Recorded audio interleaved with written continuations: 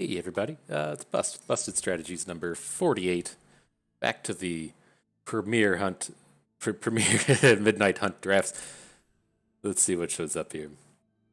So yeah, took a little adventure into best of three in the previous video. It's fine, it's fun, but got to jump back in the best of one. Got to get ourselves up to mythic before the new set comes out. I think we could do it. Shouldn't be too much of a problem. Be about 2 weeks or so. I think we hit it about the middle of the month last month as well, and so we should do it. I'm curious how things shake out as you get to the end of the end of the format.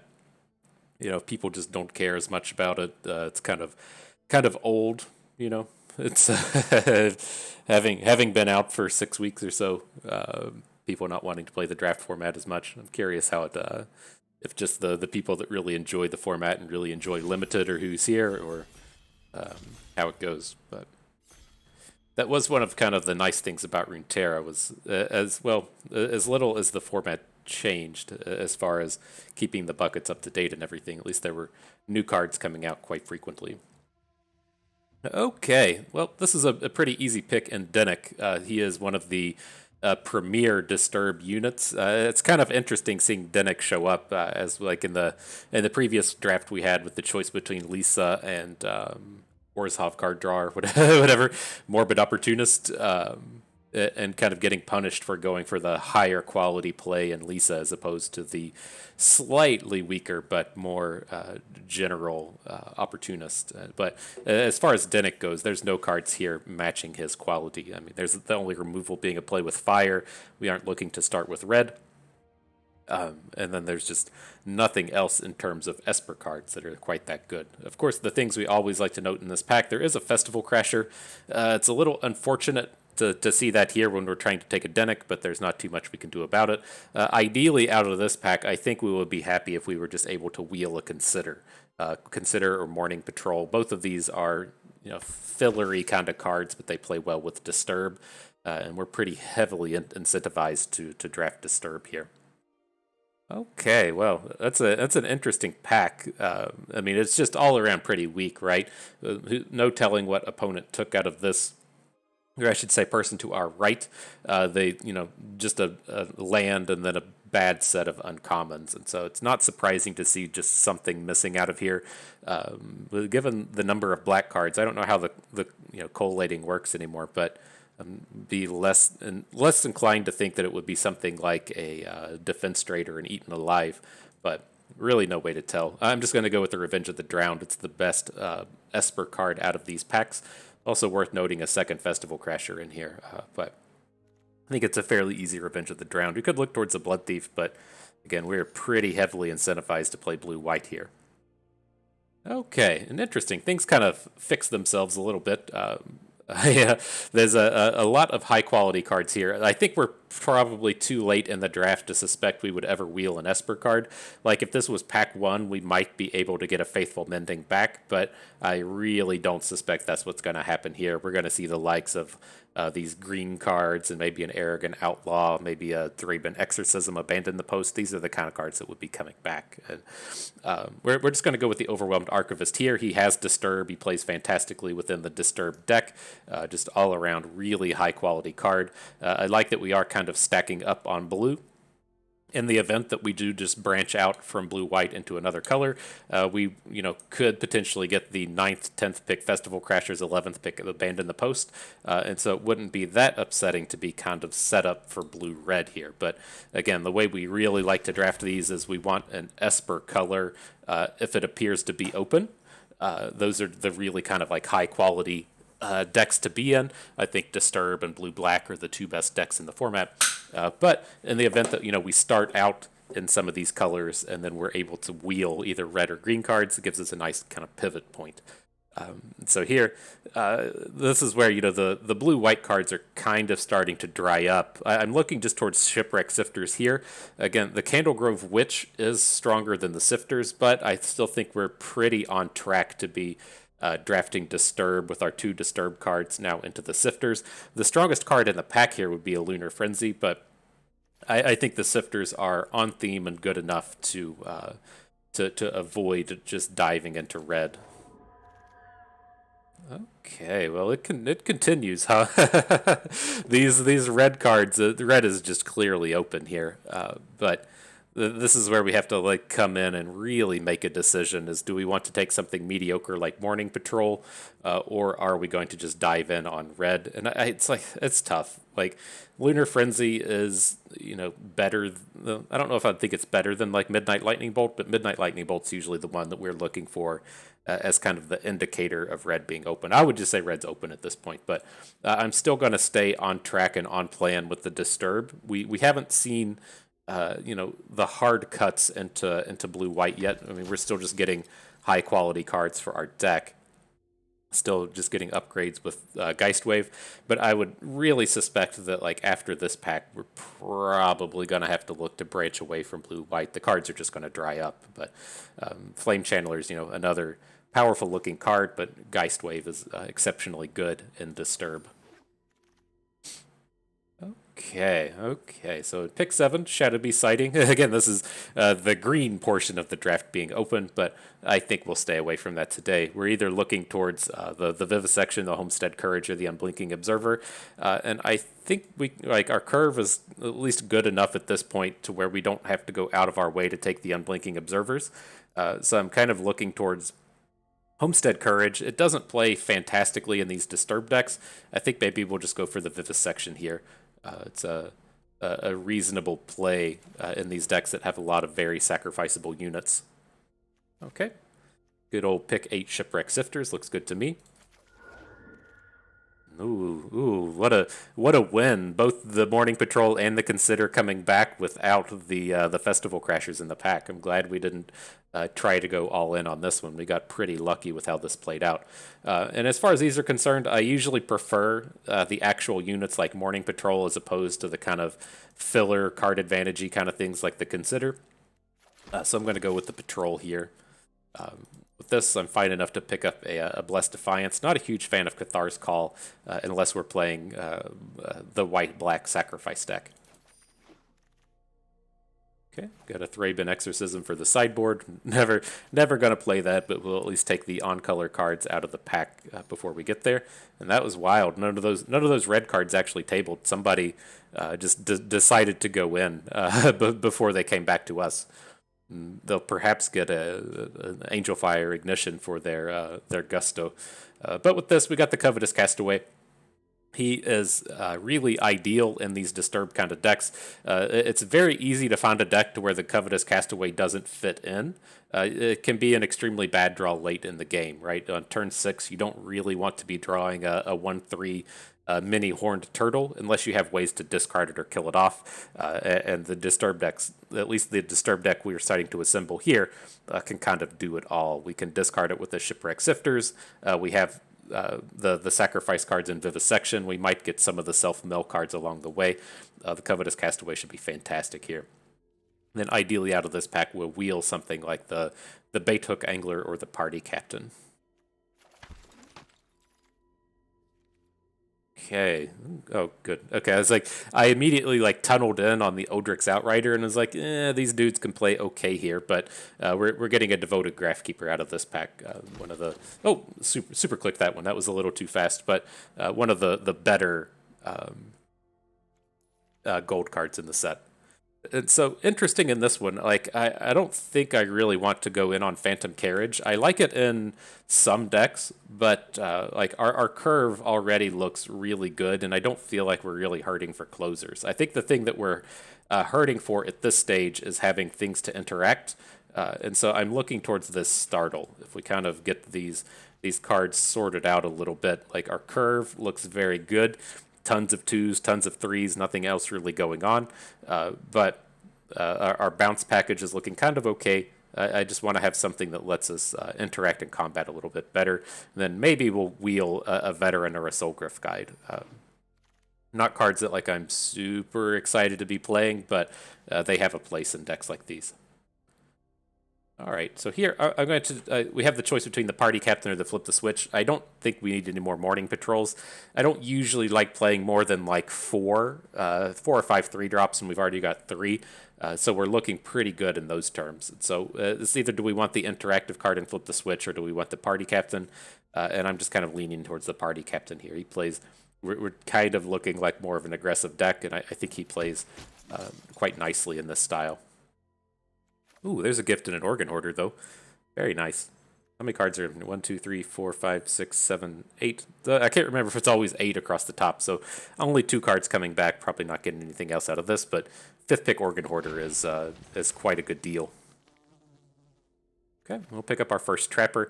I don't really like Locked in the Cemeteries. We'll play it if we have to, but we don't even have any of the self-mill elements in this deck, right? We're usually going to pick up like a copy or 2 of that thing that with the flashback spell that you look at your top 3 and mill whatever you want. We haven't even seen any of those up to this point, at least to the best of my memory. So I think we're good with the trapper. I could pick up a second one. I usually don't play 2 trappers though, but we'll see how it plays out. It's still going to be better than Locked in the Cemetery. Flare of Faith is a fine combat trick. Then back to the wheels. Look at this. Nobody drafting green today with the 9th pick Shadow Beast sighting. Interesting. But we're pretty well locked into blue-white at this point. These Flare of Faiths are fantastic coming in this late. And I think we've got ourselves a pretty good deck assembled here. I think these... I wasn't paying like super attention. I think we've already passed that pack where we thought we might be able to wheel a Soul Griff Guide. I would like to pick up like one more kind of expensive dude, like one 5-drop or a 6-drop, just to have a big boy in here. But this has come together quite nicely, I think. Looking pretty strong at the end of pack 2. Alrighty, and then some Premier removal and Borrowed Time. Perfect. And so, yeah, whoever's drafting green's getting the pick of the litter here. Just like all of the green cards in this pack, the rare, the 2/1 commons, the farmer, the Shadow Beast sighting. Whoever's drafting green at this table is just going to be like, fuck, I want like 6 of these. But as far as we're concerned, Borrowed Time is a very easy take. Blue-white has a really horrific time trying to interact with our opponent's stuff. Just no removal spells in the format. Usually as good as it gets is Revenge of the Drowned, but Borrowed Time, absolutely super strong. And then maybe we'll wheel another party captain. It's probably going to be a Flare of Faith the way things have been going in this run, but I think this looks good. Alrighty, then we're just in with the Geist Wave here. Not a fantastic pass, but somebody took the rare, and then it's a very Gruul-heavy pack, so Geist Wave is as good as that one's going to be. Oh shit, Elisa. It's like I wish we had some means to take advantage of this, but we don't have any mana fixing up to this point. I think we're just looking at our 3rd Shipwreck Sifters, and then maybe we'll get to wheel a Stormrider Spirit or a Larder Zombie. Either one would be kind of okay. Still looking for kind of a big boy in here, but not so much Drowned Yard Amalgam. Right. Well, interesting choice here in the Bait Hook Angler versus the Otherworldly Gaze. I do like the gazes, but we don't have like a massive pile of Disturb units here. We don't even have like a massive pile of creatures. 4, 6, 7, 8, 9, 10, 11, 12, 13 is all we have. So we need to pick up the Bait Hook Angler just to try and push ourselves up to about 15 or so. It at least plays quite nice in our triple Shipwreck Sifters deck. It's either a very good early play or a very strong discard to the Sifters. But perfect. Very strong. We need the Gale Drifters here. Really beef up our Disturb count. Okay, then the Otherworldly Gaze makes it. Glad we didn't take the earlier one. Alright, well, we have no need for any more Gavany Trappers. We already have a Homestead Courage. I'm not really excited about any of this. I'm just going to go with the Ritual Guardian here. Probably got to make the cut. There's not too much we can really wheel here. I was going to say, unless we find something particularly strong in this pack, which we did not. Okay, Party Captain number 2. That'll work for me. Don't need a 3rd Flare Faith. Let's be real. We don't need 3 Flare Faiths in this. So yeah, I mean, this has come together okay. I think this is the pack that had the 3/3 flying flash in it. That's the only card I'm like really hoping to wheel out of this. Oh, beautiful, beautiful. Let's say it's a spirit, so it works with the shipwreck sifters, and I was just looking for like one more expensive card. That was a perfect pickup for us here. I really like where that puts our deck. Okay, the Homestead Courage, another Ritual Guardian if we want. I mean, the Ritual Guardian is fine. It plays fantastically in these decks where you're trying to race. Just the single lifelink hit can be enough to really turn around a game. And then we do have the 2 Flare of Faiths. And so there's a world where this guy is okay, and we might actually be living in that world today. But as far as our sideboard goes, let's double check real quick there's anything interesting in here before we just shove it away. Not playing Devious Cover-Up or Thraben Exorcism, and I think that's it. So yeah, we can push that out. We have 20 creatures in our deck, so we can definitely move some of these away. Let me see if there's any really easy removals. We don't need the Unblinking Observer. Our curve looks good. I don't really like playing multiples of Gavany Trapper. He's not that great of a draw. If you draw 2 of them, and I'm not like really amped about these unless we're playing Coven, right? It's very easy to stack up 2s and 3s in your Coven, but you need a 0, 1, or a 4 to hit your 3rd creature power. And so the Trapper, if he's pulling double duty, he's quite nice in that sense, but I don't think he's something we need to really run more of here. Okay, so yeah, I talked up the Ritual Guardians. I think that's where we're going to be making our cuts, though. I want to keep all of our Disturb units, all of our spirits, and I'm pretty sure I want to be playing 2 Party Captains here. Party Captain will be the next card we're actually kind of like looking to cut out, though. So, all right, so where do we see ourselves here? The problem that we have with this deck is we need to, like, we don't really have a lot of the flyers going on. Like, ideally we would have like 2 Gale Drifters and then maybe a Falcon Abomination or something, just a little bit more in the skies than what we currently have. And so it's a bit of a struggle. But let's see here. I think the Vivisection can go. We should have enough card advantage between all of our Disturbs and then these Party Captains. Don't think we want Blessed Defiance. I could see an argument for playing it, but I think I'm more interested in just hanging on to the Flare of Faiths. So let's see. Flip the Switch can probably go. Now, where does this get us? 17 creatures. Let's drop a Party Captain real quick. That's like I kind of like the Otherworldly Gaze package here. I think I want to keep it in the stack. Makes me even consider moving out another Party Captain. Oh, yeah, come on, bud. Help us out. I could also see pulling out like 1 Homestead Courage and 1 Flare of Faith. I think that seems reasonable. So let's see, 1 Courage, 1 Flare of Faith. So we still have 2 combat tricks. We have the Flare of Faith, the Startle. I think I like that. I think I'm just kind of interested in removing a creature at this point. We'll have 15. And then they look pretty decent. It's just going to be the Ritual Guardian, I do believe. Like, I want to keep all of our Disturbs, all of our Spirits. I want to have 1 Trapper, most certainly. So, it's either the Ritual Guardian or the Party Captain. And I think the Ritual Guardian just doesn't make the cut here. Okay, looking good, looking strong. I'm pretty glad we didn't get tempted by the red cards. That would have been a bit of a disaster in that one. It's tough to know when to pull the trigger or when not to. I usually like to see the Esper cards dry up a little bit quicker before we just dive in, or one of the really high-powered blue-red cards. Like, there was the Light Up the Night, the X spell, which is pretty powerful, and there were the lunar strikes, whatever the X spell combat trick is. But like, the one that really gets me to jump in early is the Thermo Alchemist, and then I'm also pretty big on the 3 mana burn spell. And so without seeing those, it's kind of tough for me to really dive in and be aggressive in those terms.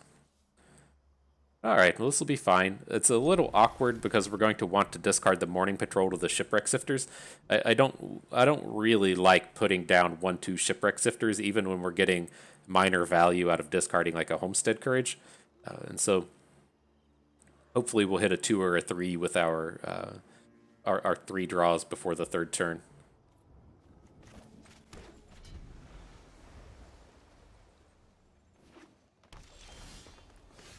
All right, well, we found Dude.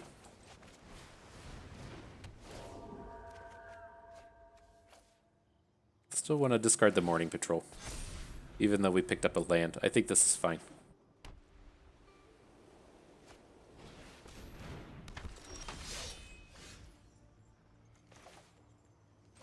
Now, the unfortunate thing with our sequencing is we don't have 2 planes, so we can't both Homestead Courage and play Gavany Trapper. We could have split up our lands, but I went with the 2 islands to kind of limit what our opponents are able to see. But we should, at least in my consideration, we should most definitely look like a Disturb deck at this point. Since we did play the Sifters, I don't think the Sifters is playable in anything except Disturb, but a lot of people still play this thing in disagreement of that. But we still have a pretty reasonable tempo draw here, right? If he plays, say, any 3/3, we can send it back with the Geist Wave. His attack is horrible here. We have the Shipwreck Sifters. Oh boy. Oh boy. Just even getting card advantage out of it. Hashtag Big Time Tempo plays. We still want to add the Morning Patrol, right, as opposed to the Archivist. This is going to be the most mana efficient. The next turn we can look to add... Well, maybe not. Because next turn, let's say if we spend 2 mana to tap something. Kind of like going into the air.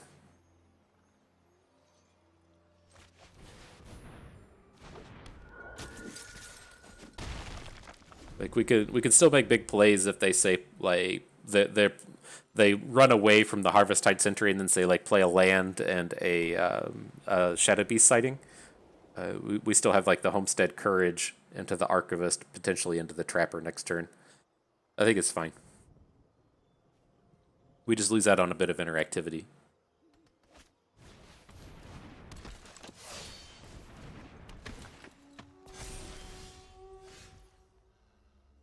Okay, so are we willing to play the Homestead Courage and then trade our unit for both of his? I'm not super amped about that. I think we just want to move into the Flyers plan, and we'll see what we can do with our Trapper. So let's start in with the Archivist.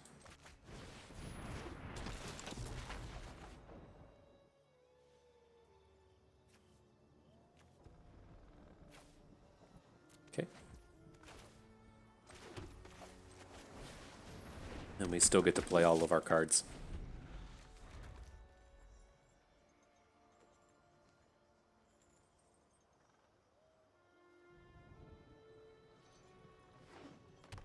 It's good. The kid, he's trying to get in the videos. It's his thing. He says, maybe, he says, get me on there, guys. Said, oh man. Oh man. Said, you teaching us how to aggro real good.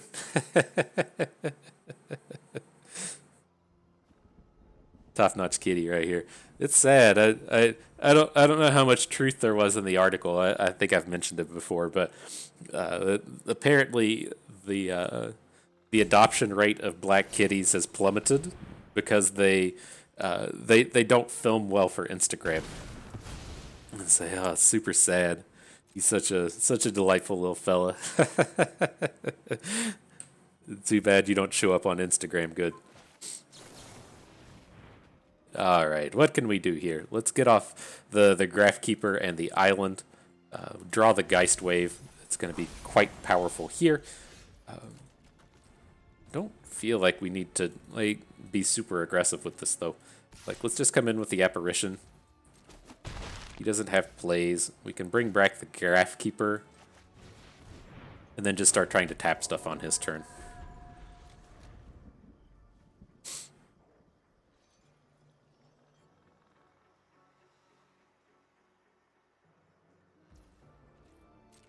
You're welcome to attack. I'll trade. If he has a combat trick here, it's just a complete and total blowout, right? If he plays a Flare of Faith and we get to Geist Wave.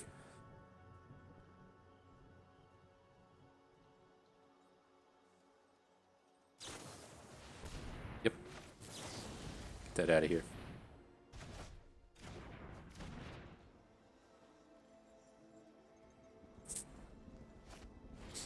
Sure.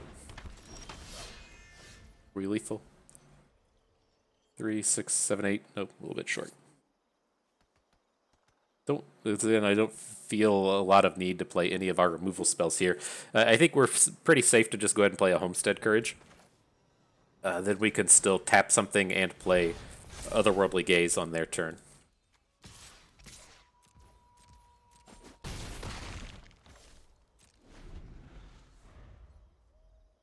Oof.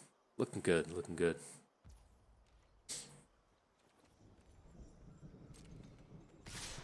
Sure.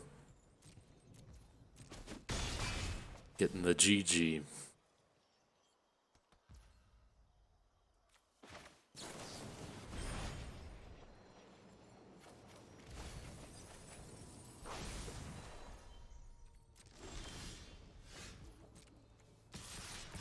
All right, well, we got a tapper if he has some kind of play. Can't imagine there's anything that turns that into a win. All right, good deal, good deal. Not a bad game one.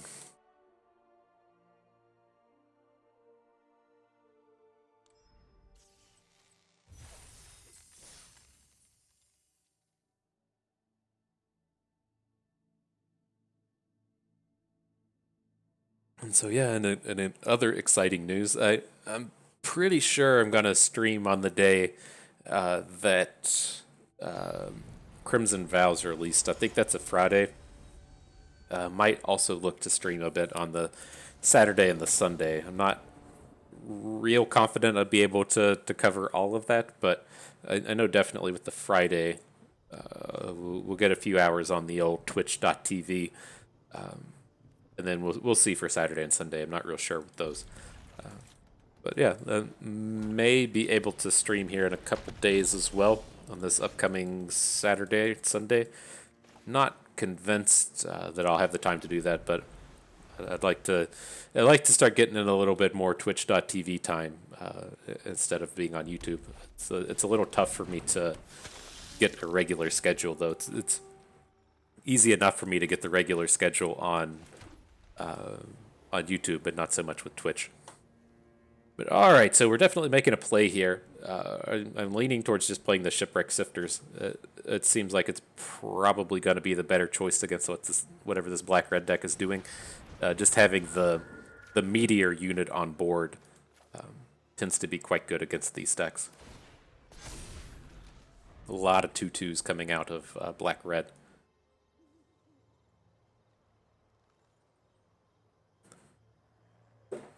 We need to be a little bit more on the defensive side, but since we're on the draw, if we can line up one of these turns to where we add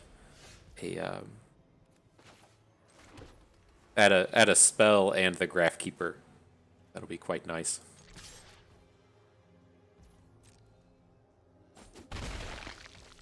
Interesting do-nothings from opponent.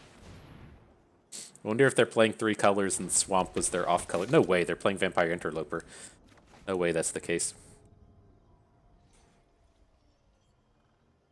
Is he just going to Midnight Lightning Bolt something? That seems horrible. Blood Pact. Interesting. It's so weird. Like, the black-red control deck is, like, realistically a thing. That's what I would expect to see out of this, like, Jack-o'-lantern Blood Pact kind of deck. Just Vampire Interloper is horrifically bad in that deck. Okay.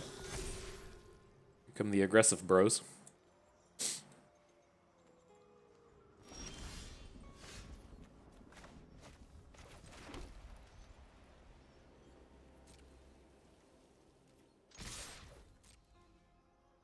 Can aggro a little bit myself. I think we would rather have the Graph Keeper as opposed to the Castaway, and then we're going to Geist Wave something next turn.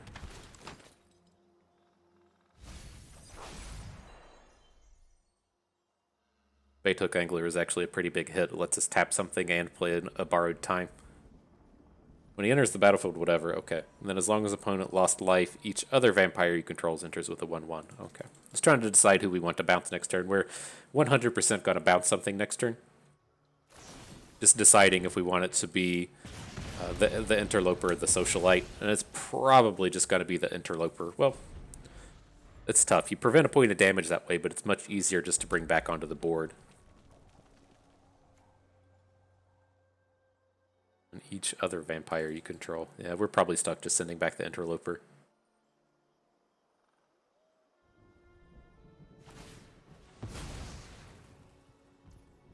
Okay.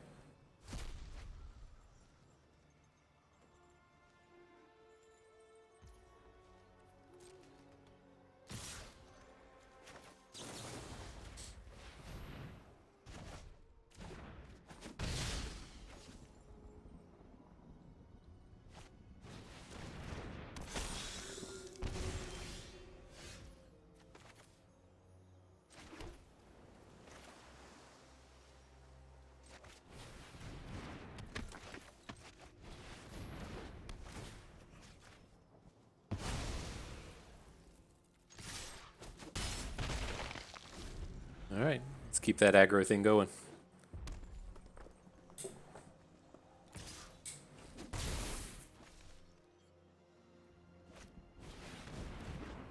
And the big boy.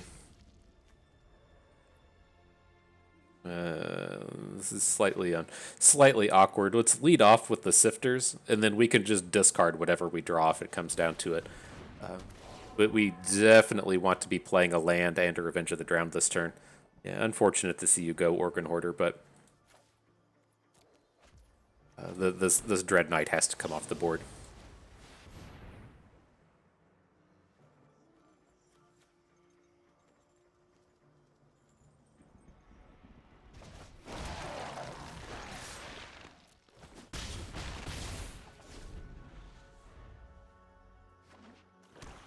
We're pretty close to getting there. Pretty close. The aggression continues. Interesting. He can't play the Dread Knight now. Oh, he cycled it away anyways.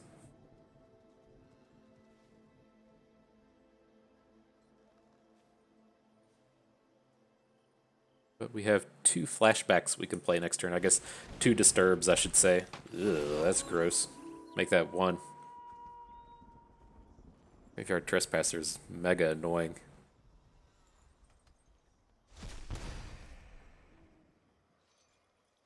It's a pretty strong collection of bros to be dropping on the board.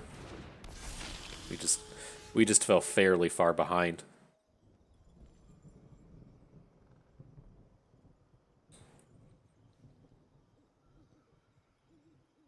How do we get out of this one? It's obvious we're up to shenanigans when we just moved to the Stormrider Spirit play, but I think that's our only way out of this. Our attacks are abysmally bad. We can come in, we're nowhere close to lethal. He gets the Trespasser on the Sifters, he gets the 3/2 on the other Sifters is only looking to take 5. Yeah, we need an interactivity to be a winner here. And then the other downside is if we don't play a spell this turn, then his Trespasser is going to flip. So I think we just have to add the Sifters and be done.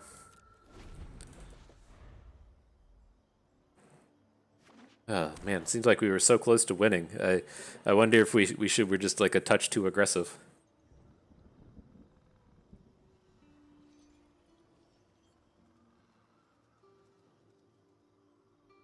But his attacks don't look that good either. If he attacks with the Trespasser, we can just throw our Castaway in front of it, potentially replay it next turn.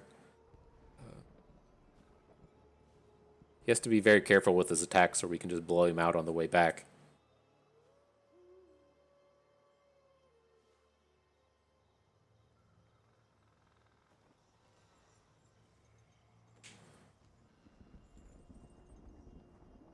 And they've got 1 card in hand. Assume their 1 card is just like any unit. How do we feel about this? Do we have a way... like if we just take the damage from the Vampire Interloper, and let's just assume that he has a unit, and his unit can block our 2/2 zombie. Then we need 4 power on the board left over, so we can lose our Castaway and our Shipwreck Sifters. So I think like we're looking at doing it like this. Here, here, here. Now we get to keep we get to keep the Sifters, the Storm Rider Spirit, and the Party Captain. He's going to block our 2/2, and then here we like lose to a combat trick or a Neonate's Rush. I think that's fine.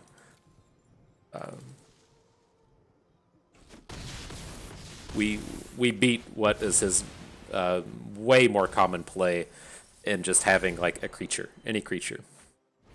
Yep.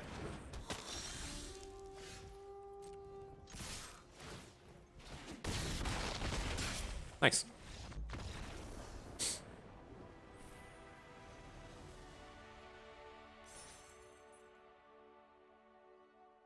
Okay. The battle has been won.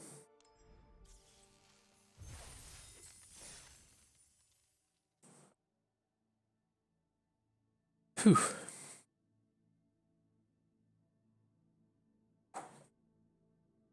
Oof.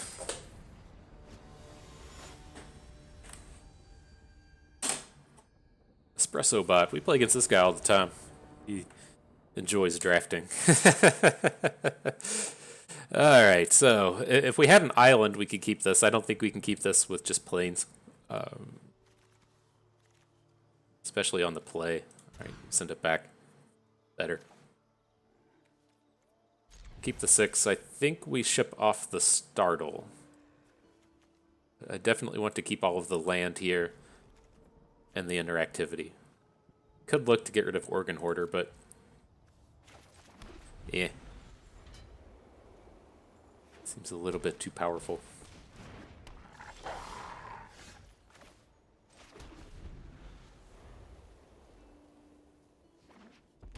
I like these land. Fancy.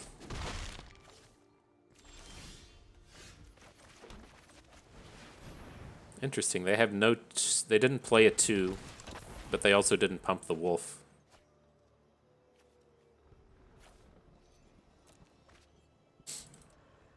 This is just going to be a removal spell? Sure.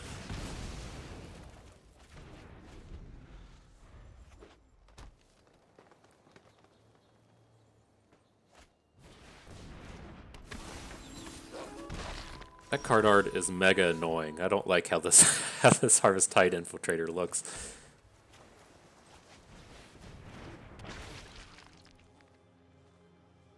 Okay, well, a pretty weak set of cards. Do we ever actually just pick up the Otherworldly Gaze?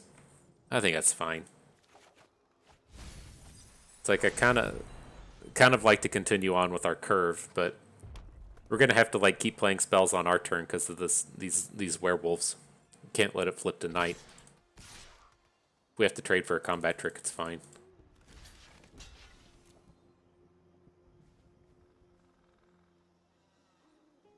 Maybe we should have blocked the wolf if we were expecting the combat trick because it's going to cost a lot more mana. But okay.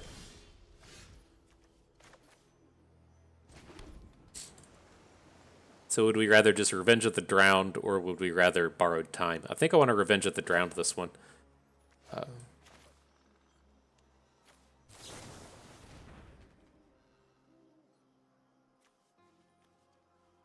Don't really want to draw any of these. The Trapper, we're getting to the point in the game where the Trapper is going to be good, though.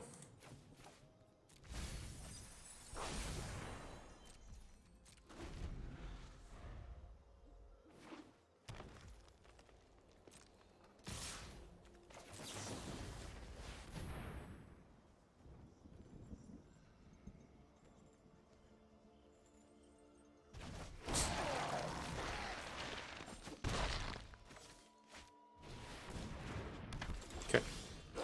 You can answer him.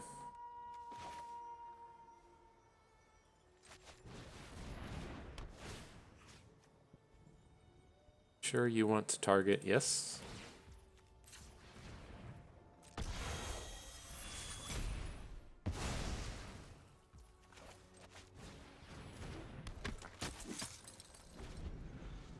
Okay. We probably should have attacked with the zombie. We don't have any combos with it, but...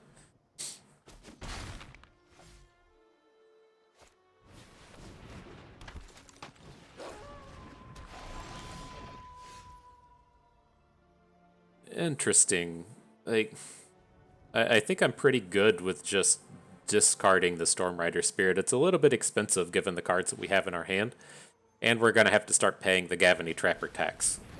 So let's at least get rid of it while the getting's good. I think I'm still on board with this. I know we just picked up a spell that we can actually play, but I think I'm liking being able to next turn just play the Morning Patrol. We need to tap the Snarling Wolf. We can't beat it in combat.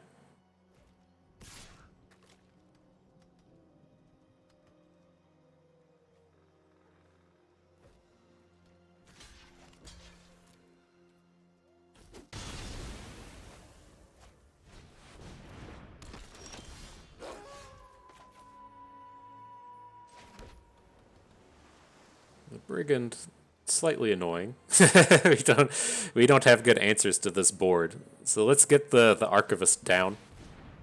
He's our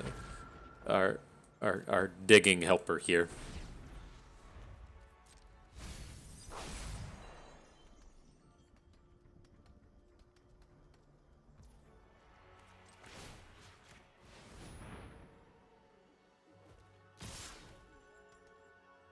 Do we ever trade the Haunt for the Death Bonnet Sprout? We're getting pretty close to dead, but feel like we need to be searching for cards here.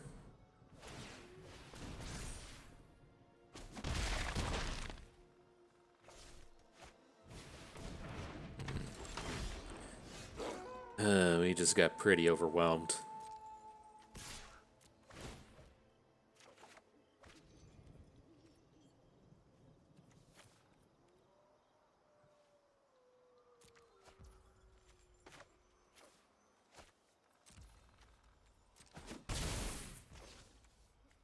We just did...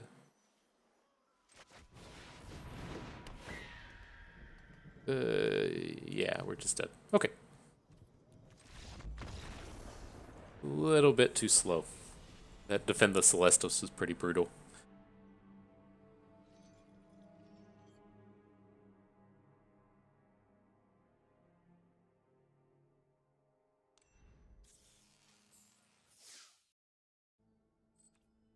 Okay, on to the next one.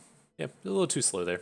It's, I thought we did pretty good for being on a mulligan, but we really needed a 2-drop to answer the board that was presented to us.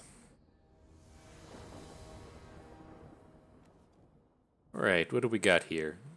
Not particularly strong, but it's going to have to be good enough.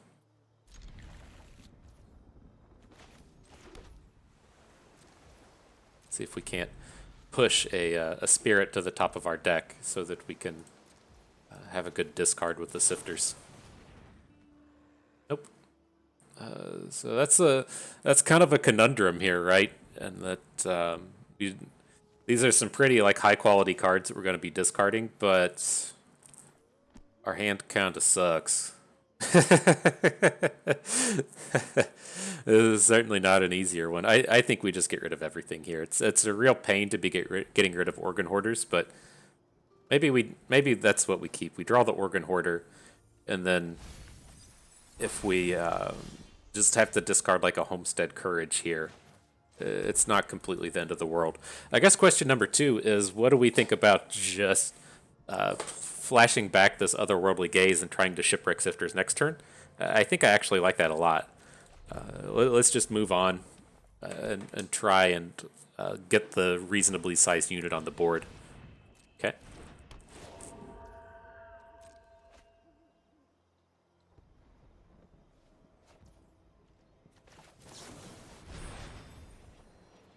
There's some bros. Now the new question, we're getting rid of the island. I think that's okay. But the new question becomes, do we actually want to draw one of these, right? Since we're playing against blue-black and they're going to have a bunch of removal spells. I think I kind of want to draw Dennick. So let's just get rid of the island. Stop there.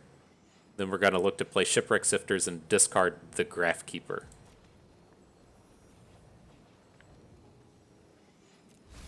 Doesn't matter the order, we're going to draw both of them.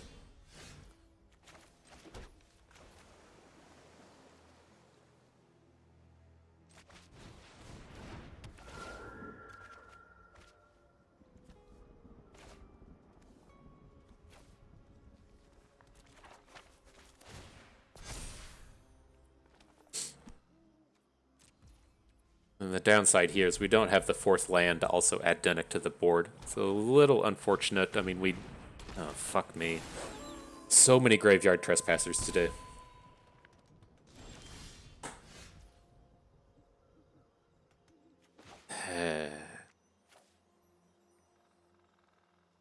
Such a pain in the ass.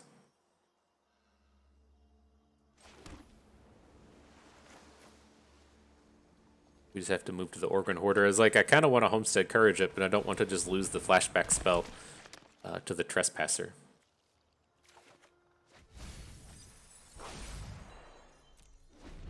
Okay, this is kind of fine, though. If we play the Shipwreck Sifters and discard Dennick, and then we're able to flash him back. What is your flashback? 4? So expensive, buddy. So expensive. So we'd have to wait a turn for that. We could also just Revenge of the Drowned with this Graveyard Glutton. Discard Homestead Courage and then flash the Courage back. I kind of like this as well. Yes. Discard Homestead Courage. Oh, is he going to have the counter spell?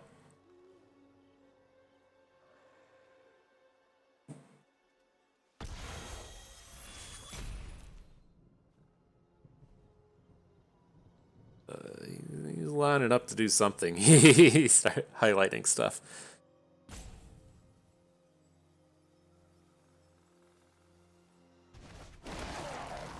Goes top with it.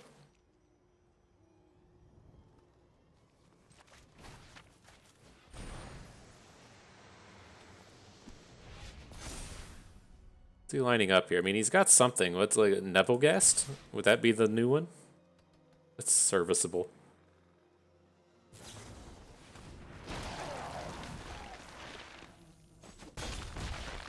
Okay. Alright, that was a pretty manageable turn. So I think he's going to replay his Graveyard Trespasser.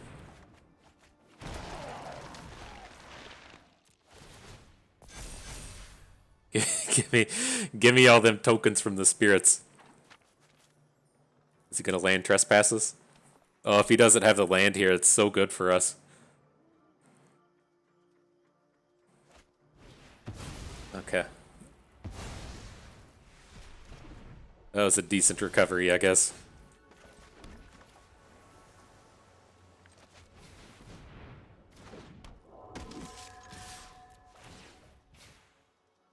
We get a counter off this investigate, right? He doesn't care. Oh. One or more creature cards are put into graveyards from anywhere investigate triggers once a turn.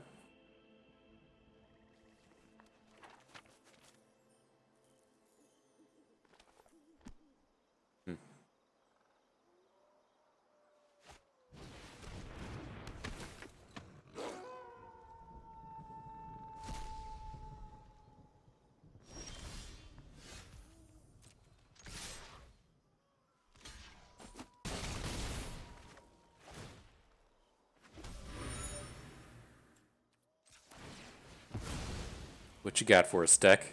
Stormrider Spirit? Okay. Okay. I ain't complaining about that.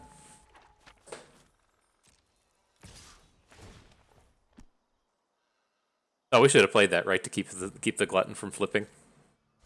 Oopsies.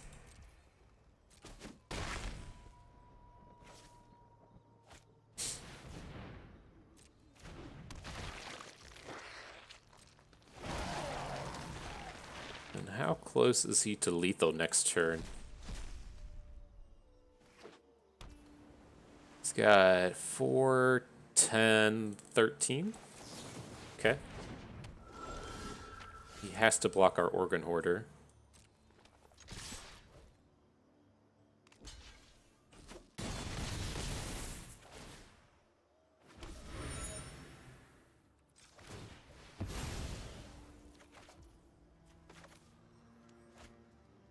Interesting. We can discard the Trapper to send the Graveyard Glutton back to his hand, but we can't... I think this is fine. We can't bounce it since it has that ward ability. I think we're okay here. This is even a pretty decent block with the Trapper onto the Glutton, given that we'll get to investigate. Do we have 2 creatures at this point? I have 1. He can go up to 5 off of the drains, but we just beat a Digraph Horde, right?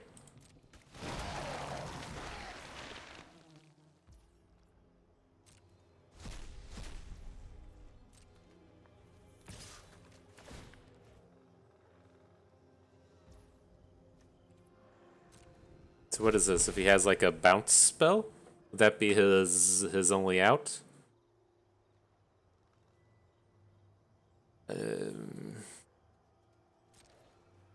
Alright, I'm going to pass on blocking. If his play is like a Stormrider Spirit or a Nebelgast Intruder, I want to be able to tap it. Well, I guess we would have had the bounce spell for that either way, but... Okay. Okay. Are we 2-0 against the Graveyard Trespasser playing Disturb? That feels good. Feels good, man.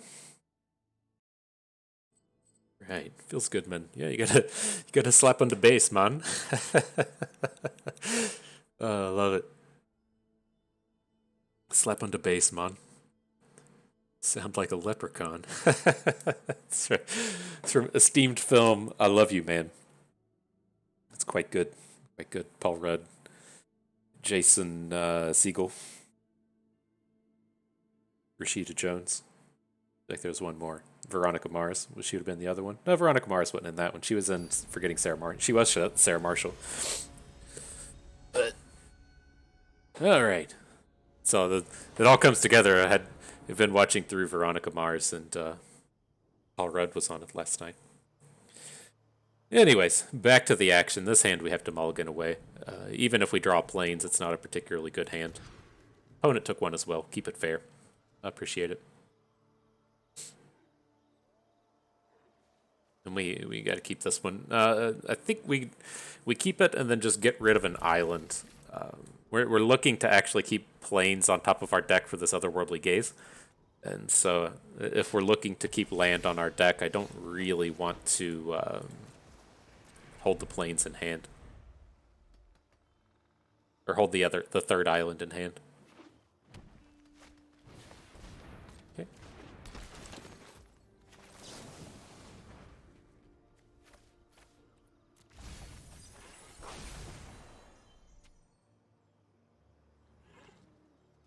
I get to do my thing first, bro. Me first. Okay, so I mean, I'm looking to discard the Covetous Castaway to the Overwhelmed Archivist, and we have the mana to keep things going here. So let's get the Drifter on board. We don't need to Otherworldly Gaze again just yet.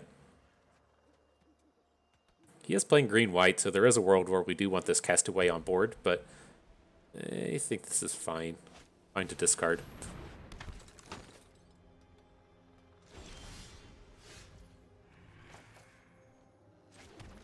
Dennick. We'd rather have Dennick in the graveyard. I mean, the ability from him is quite good, the investigate thing. So, kind of want to just get rid of both.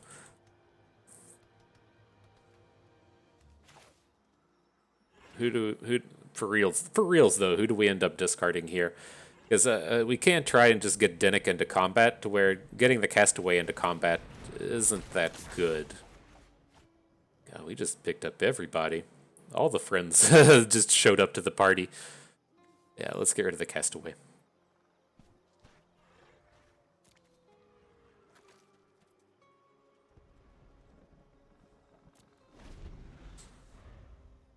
I don't think the point of damage from the Drifters. too important here. We can kind of manage this bereaved survivor. Oh fuck. Oh, these things are problems.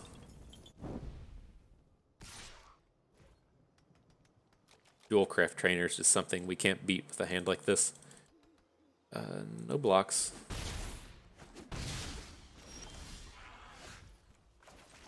So we just have to like get to the skies as quickly as we can. We can block some of this stuff. We have enough dudes to throw down for a few turns, but I think the way we need to approach is like send you in, add Dennick.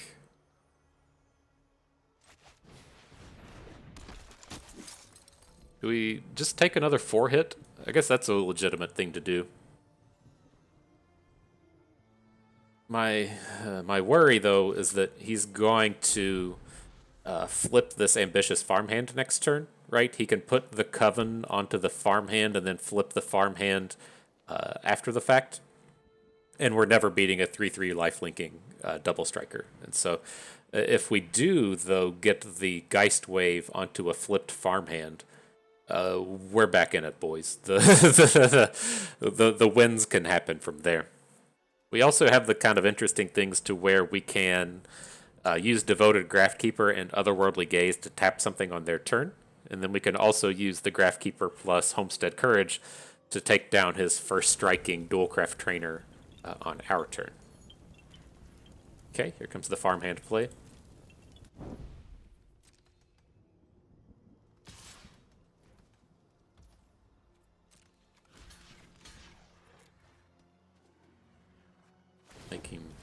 Make him pay the price.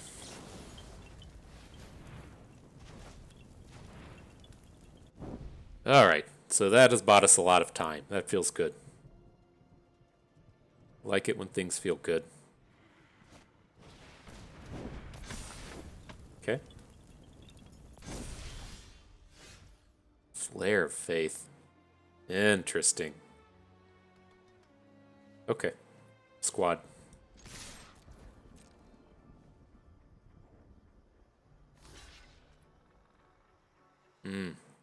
My human's getting in combat, bro.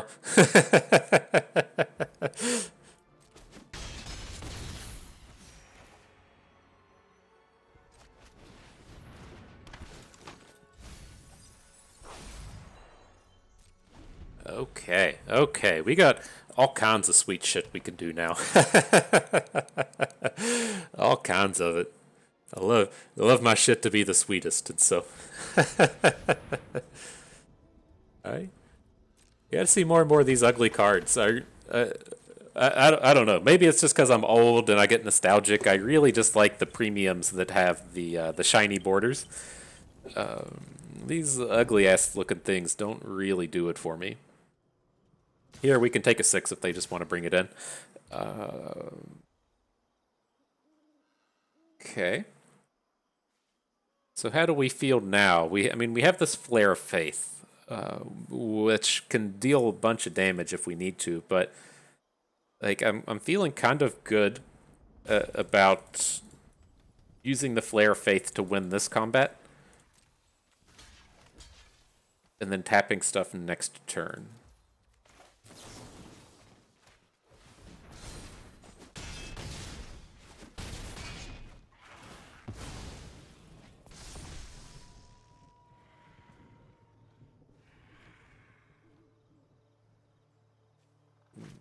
We should have blocked with Dennick, though. That was a touch sloppy. Right, we could have put the we could have gained like 5 health.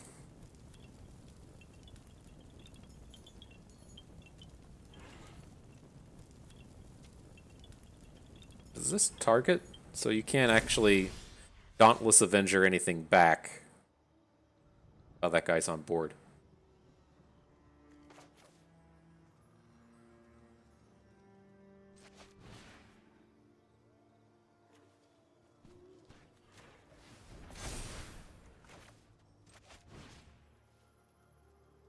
Can't lose our Graphkeeper in this combat. So we need to put the counter on the Graphkeeper, tap the Dawnheart Rejuvenator, Get a big old attack in.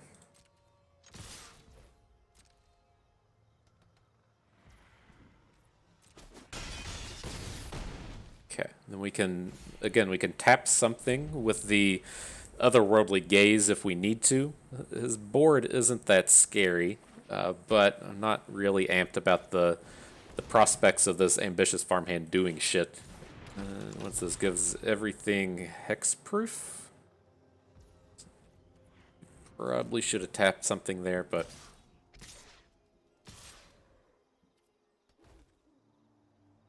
this is only 10, assuming he flips his farmhand.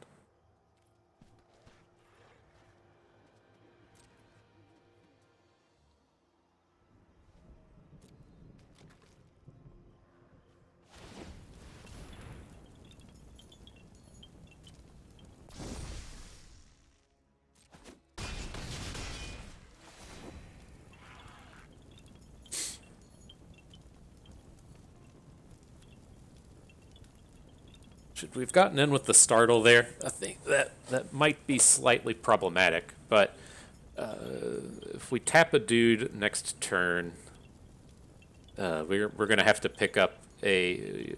Oh, his thing is untapped. We can't tap his Contortionist Troop. Just slightly awkward.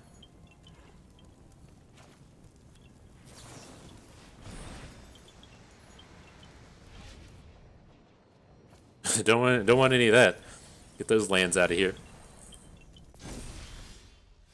Geist Wave. Okay. So assume we can't kill him this turn, right? He can just put the Contortionist Troop in front of something, but we need to make him actually block. That's thing number one. We're going to be Geist Waving a Seasoned Cathar. I think we're going to have both of these spells happen. So the attack, I think here, the attack with Dennick happens. I think we attack with everything. What if we attack with everything except the Graphkeeper? We'll go up to 6. We can bounce his Seasoned Cathar. Oh, that's close. These are coming in. Most certainly. Or maybe we leave back the Drifter and attack here. We need to, like, get close to lethal.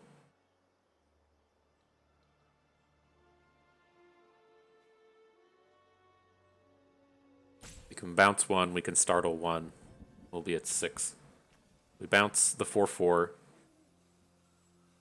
Block 2. That's only 4 damage coming in. Okay.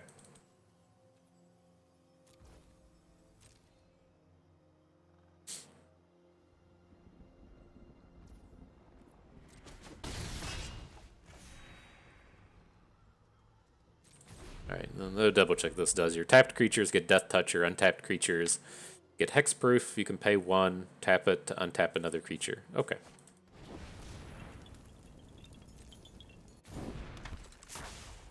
That feels problematic.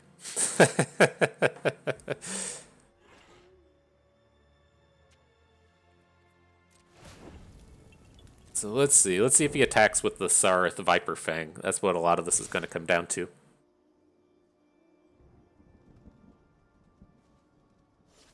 So it might be a little bit greedy. Gonna need to untap something else.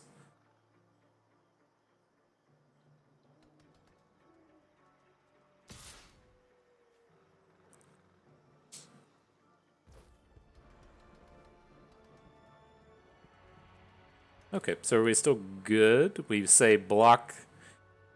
I'm trying to see if we can get out of this while keeping our devoted Graphkeeper. So, if, like the Graphkeeper could try and block the Contortionist Troop, but we're gonna take a little bit too much. No, we're not. That's 7, or that's 9.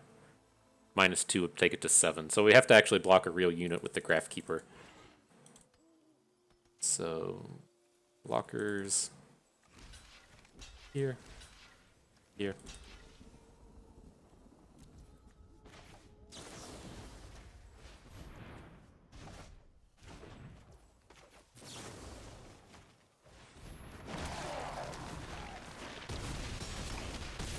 Oh, forgot we were going to get a token off the startle. So, okay.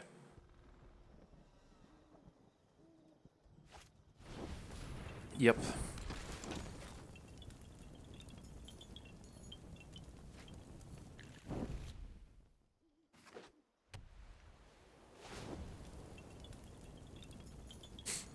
he's got the mana again to flip this dum-dum. F. That's gonna kill us.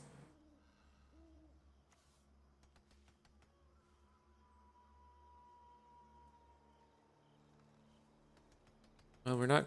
I mean, we're not dead yet, but it's pretty bad. Having the 4/4 lifelink is gonna be a real problem. We don't have enough interactivity here.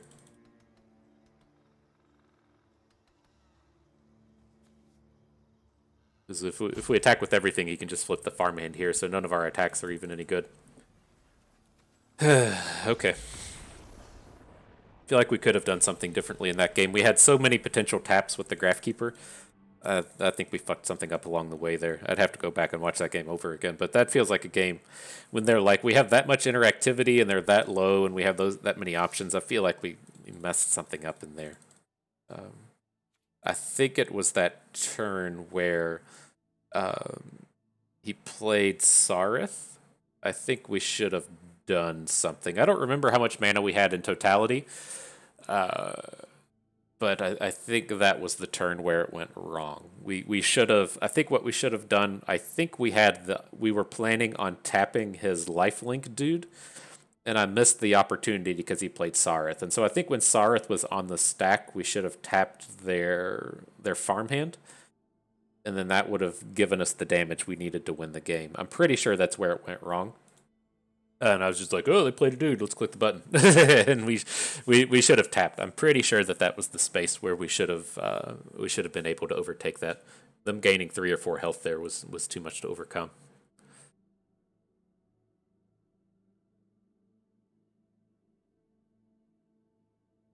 All those ugly ass pictures really throw me for a loop. It's so weird. Like I get so used to being like the singular picture of something, and then when they throw out all these alternate borders, it really freaks me out. And they're ugly as fuck, so they have that going for them as well. But alright, I think we can keep this one. Lots of stuff going on with this one. Not necessarily going to play the Trapper on the first turn. I don't think that's what we want to do. Let's get the island down. And we're going to gaze and try and get a big Shipwreck Sifter game.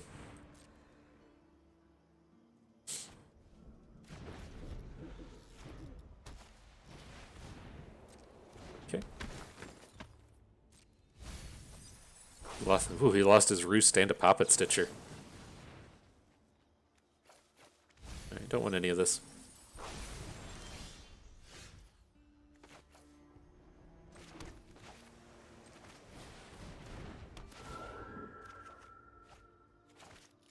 Oop.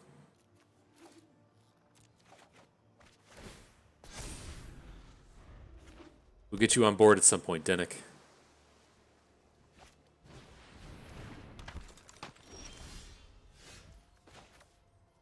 Alright, so it's like I'm tempted now to just kind of like wait a little bit before the second Shifters comes down. It's so good if we're able to put the counters onto 2 separate cards. I think we just want to try and set up an Otherworldly Gaze. So let's add the Trapper. We're not in any kind of like huge hurry here. And buy ourselves a little bit of time.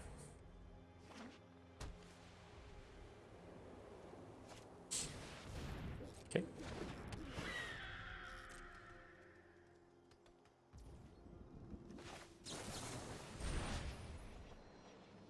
We need to draw land.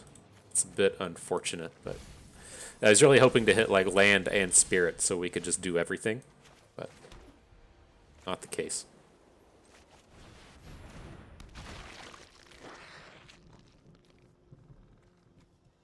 Well, let's at least put who do we want to put in our hand? Let's put the Castaway in our hand. We're just going to discard it to the Shipwreck Sifters, but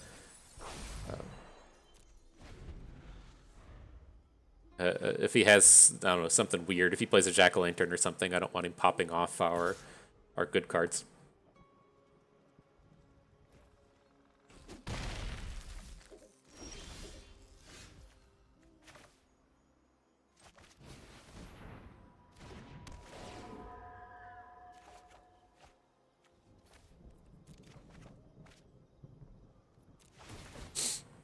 All right, let's let the tax begin.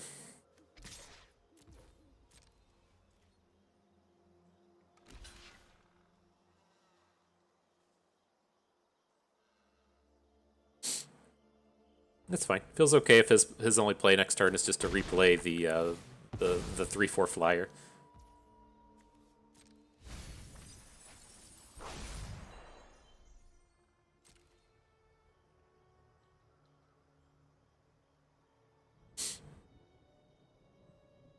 Oh, is he gonna bounce our sifters? He's highlighting it and stuff. Got something. Something in the works. Trapper. Okay. I'm not gonna put it on top.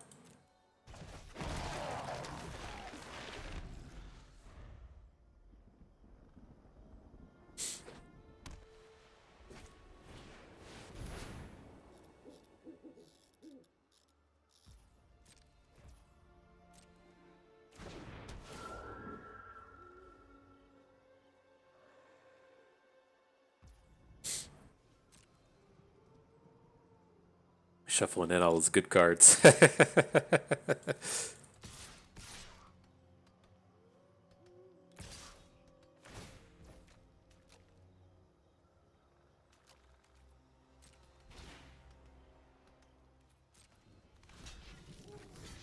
we need to. I think we need to Flare Fate this one. We'll start to fall like too far behind if we let our Organ Hoarder fall.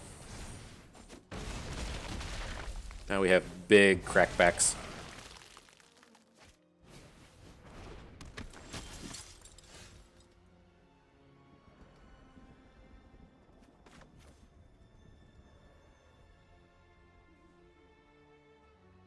So I guess the question is, does he ever block? I don't think so. 3. We need to hit for like 10 and 10 or 11 and 9. So if we hit for 9 this turn, I don't think we can do it. I think we need to double Homestead Courage this turn. And then...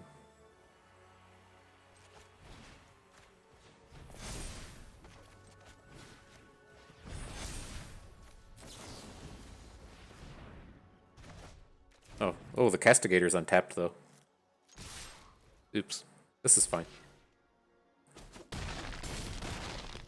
That was my bad. I thought the Castigator was tapped for sure, and that was completely incorrect. Completely incorrect. But this is fine. Especially if we draw a land and we get to play a removal spell and get an attack in. Or we need to play a removal spell and get the Angler in. Oh no, are we a step behind now? Shit.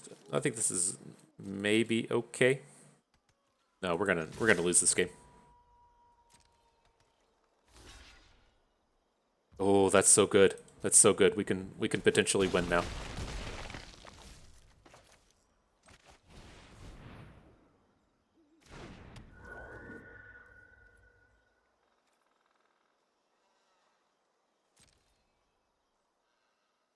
And then we're gonna play Geist Wave on their upkeep. Oh no, he's got something. He's got a spell. Oh no. No. No. Ah, damn. Damn. Thought we were going to get out of that one. That we could have sequenced that differently. That was another game where we really got punished for cycling away all those land as well. I feel like that was like 2 games that we could have won that we should have taken a few more moments to think on a little bit, but nonetheless, I had fun with that. That was a fun draft, if not ultimately super successful. And so yeah, in that one, I'm not sure. I think it turned out okay, even realizing that he had that Castigator that could potentially block. I thought that turned out okay with the Homestead Courage. Is just we needed one of those turns to where we could play 2 spells in the same turn, and we just couldn't do it. And so I think there was a possibility in there where we should have just picked up another land. I can't remember if I don't think we passed on any turns where we just didn't have any mana left. And then we also had some options as to where, like with his Gavany Trapper on the board, we could have looked to just completely remove it, right? We could have had it. I think that may have been where our problem was. Well, I think we could have Oblivion Ringed the Trapper, made our Organ Hoarder a 4/3, then we would have had a good attack with the Organ Hoarder and the 3/4 Sifters into his Castigator, and then potentially had a good turn on the next turn. That the Gavany Trapper was a must deal with unit though. We were getting tempoed out, and they had a mountain of mana. We couldn't do anything about it. But interesting, nonetheless, a fun set of games. Let's get this pulled up, and we'll talk about it a little bit more. Okay, so yeah, I mean, pretty straightforward Disturb deck. I thought the draft was much more interesting than the deck itself. We've covered on these Disturb decks quite a bit. I think out of the past, I don't know, 10 videos or so, there's probably been 3 or 4 Disturb decks in there. And so I feel like if you follow along daily, you're probably pretty well up on how the Disturb deck comes together. The main way I look at these is it's kind of similar to Blue-Black, and where I look at there as being like 2 distinct decks. I think that there is the Disturb deck and then the Blue-White Flyers deck. And the Blue-White Flyers, they look pretty similar, but a lot of the cards don't play too well across both decks. Like if you're in Blue-White Flyers, you're not going to play Otherworldly Gazes. You're not going to play things like Shipwreck Sifters. You're looking to have a big pile of the Wind Drake that makes the zombie token, and then the 3/2 flyer for 4 mana. And you're looking to just set up these boards to where you put a Horned Turtle on the board, then you play a bunch of flyers, and you play a tempo game from that point forward. These Disturb decks, though, are able to play a lot more of the card advantage-y kind of cards. You're able to use Shipwreck Sifters, you can use Otherworldly Gaze, and you can take advantage of the looting and the mill strategies quite a bit more. But if you are out there drafting it yourself, it is a lot easier to just land in the Disturb deck if you're like just being like, oh, I see this keyword, I'm going to take it. If it's like a week 1 draft, it's very easy to get kind of the Disturb deck together. But as we've gotten kind of later in the drafting stages here, I think kind of the big thing in these decks now is whenever you're drafting white, you need a really good reason to be drafting white, and that means you're looking for the high-powered uncommons. Like as we played that guy that had the farmhand that draws the planes, and then they had the Dualcraft Trainer. Like those are the cards you're looking for to land in white. We kind of got there incidentally through Dennick, but you don't want to be playing white if you've just assembled this stack of like Candleguard Covens and Morning Patrols. You're looking for a serious reason to be in white. And we only kind of got there with this today. We did land with Dennick. We did have the Devoted Graphkeeper and the Borrowed Time, which is enough to be happy to be there. But we didn't have any of like the big big game enders like the Dualcraft Trainer, which is a little unfortunate. But still, we fucked up a couple of those games, and this game should have. This is a deck that's it's something where I would say that we would probably like 7 win it, maybe like 10 to 25% of the time, and then we hit 4 or 5 wins maybe like half the time, and then we fall at like 3 wins that remaining 25% of the time. I think we definitely should have won those games, one of those last 2 games that we lost, and that was me not being top notch in my technical play. But nonetheless, with these, you want your curve to be really low. You're not looking to play a lot of the expensive birds like the 6th cost Phantom thing that puts a flashback in your graveyard. You don't really want the flash 3/3 that we are playing. You don't want the 3/4 flyer. You're looking to play like the really cheap cards and play a big tempo game as you get these Disturb decks together. But we're starting to get rambly on the deck itself. Let's take a peek at the draft again real quick. I thought that this went reasonably well for us. I think the big thing in this one was, as we've talked quite a bit about, looking to your wheels, looking to see what you can pick up with your 9th and your 10th pick. It's often a red or a green card in this format, and we didn't dive in. I think the cards were good enough in Esper for us to not need to like dip our toes in. Like the way that these decks will typically happen is, we're seeing the Festival Crashers here. We're looking to pick it up at pick 9. You got Festival Crashers here at potential for pick 10. And then, but the things I'm really looking for is when we get out here to say like pick 6. and there's just not any white, there's not any Esper cards, or there are Esper cards, but they're all garbagey, like that, like equipment type thing. Or you're getting into pick 7 and you pick up a Moonrager Ambush, or Moonrager Lightning Bolt, whatever we're calling it these days. And those weren't the things that really turned up in this draft. Again, like the big things I'm looking for with red would say if like this Light Up the Night was like a 5th pick, or if in pick 5 we're seeing like the Moonrager Lightning Bolts, or we're looking for Thermo Alchemists. It's like I didn't really see enough cards here to make me really want to pull the trigger on drafting other colors. And so I think the Dennick was an easy first pick here. And pick 2, this is just a really bad open, but the Revenge of the Drowned is fine. And pick 3, I do like the Archivist more than the Faithful Mending or the Gale Drifters. We were light on Gale Drifters in this draft, but I usually want to pick up at least 2. But I do think the Archivist is just better than the Gale Drifter, and so I think that was fine. And pick 4, not too much going on. If we were leaning more towards white, I would look at the Candlegrove Witch, but I think with the Dennick and the Archivist already, we're pretty clearly going to be in Disturb. The Sifters are just better than the Candlegrove Witch in Disturb, and so I think that was fine. You are looking to play the Candlegrove Witch in the Blue-White Flyers deck I kind of mentioned. You can get a Horned Turtle on the board, a Candlegrove Witch, and a Gale Drifter, then you have your Coven and you're attacking with a bunch of flyers in the air, and you're still playing on curve, right? You can play the Candlegrove Witch on 2, the Component Collector, I think he has the 1/4 Horned Turtle on turn 3, and then play the Gale Drifter on turn 4. That's your Blue-White Flyers curve. But on 6, I think this was fine. I don't want to play Griff Guides. Geistwave is a necessity in Blue-White.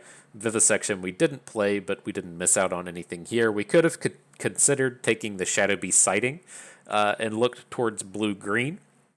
Maybe that was actually the pick here, because I know in pack 2 we opened kind of a bonkers Blue-Green pack with the Root Coil Creeper and the Shadow Beast Sighting. I'm pretty sure the Shadow Beast tabled at pick 9. Yeah, and so maybe we could have ended up in something with Blue-Green. I think this was a pick we should have. Like, I usually kind of go in on the Shadow Beast Sighting, because I can't remember the last time I played a deck with Vivisection in it. And so that was a potential thing we could have looked towards here with the Shadow Beast Sighting. I don't think we would have really, like, dove in. It is kind of interesting, though. What if we took the Shadow Beast Sighting and then the Blue-Green land here, and then we looked to play Blue-Green Mill Splash White? We would have Unblinking Observer, Timberland Guide, but we wouldn't play it. Something green here. In this pack, we would start with the Root Coil Creeper, table the Shadow Beast. I don't think we're going to be picking up enough cards for this kind of deck, though. I think that would have been a bait. The Organ Hoarder would have been nice, but yeah, I think we turned out just fine here. I think the big thing to take away from this draft was, I know we talk a lot about trying to wheel the red cards, but you need to get those kind of signals in the middle that say that red is going to be here, and it's not so much, it's in this kind of pick 6, 7, 5, 6, 7 area where we're really looking to see it, and all we really saw in here was the Lunar Frenzy at 5. To indicate that red was kind of like super open and worth chasing after. And so it's, again, like those red decks and green decks are just a tier below the good Esper decks, and so you don't want to land there. Ideally, you're playing the top-notch Esper decks, but it's something just to keep in mind as they roll around. But yeah, I feel like I'm getting super rambly on this one, so let's claim the prize, collect those packs, see if we can't open a mythic, and see how many gems it's worth. Still not going to look it up. I refuse to go look it up, so I'm just not going to do it. Not going to do it. A rare for 20. Maybe this will be a mythic. It's got to be like 50 or 60, right? Rare for 20. I don't know. So, all right. Yeah, that's going to do it. Again, this upcoming weekend, a couple days from now, I guess I should say the actual dates. It would be like November the 6th or so, whatever the Sunday is. I think I might try and get a stream on Twitch together on Sunday. The easiest way to figure it out is just to follow me on Twitch. I don't like to give the like, subscribe, follow spiel, but I'm so irregular on Twitch that if you want to see the stream, that's the easiest way to do it. But then I am planning on streaming the release day for Crimson Vow. That would be November the 19th, and we'll mention it more as those times come along. But yeah, that's going to do it for us today. I hope you found the draft a little disturbing. You may have learned a thing or two along the way. Had a good time watching. This is Bust, and we thank you for being here.